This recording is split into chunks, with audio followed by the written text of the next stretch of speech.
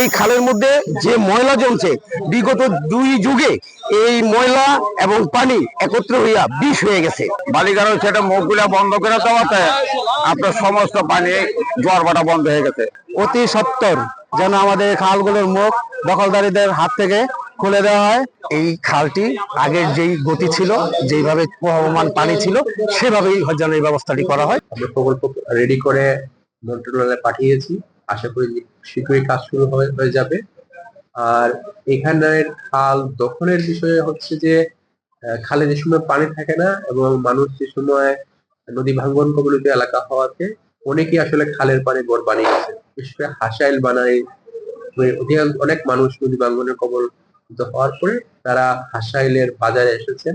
তা আমরা চেষ্টা করছি এই মানুষগুলাকে পুনর্বাসন করে নতুন একটা জায়গা নিয়ে যাওয়ার জন্য, এবং আশা করি যদি সম্মিলিত পরিকল্পনা নেওয়া হয় তাহলে এই জলাবদ্ধতা বা পদ্মার পানি এখানে আবার পুনরায় আসবে এবং এই সমস্যাটা সমাধান হবে।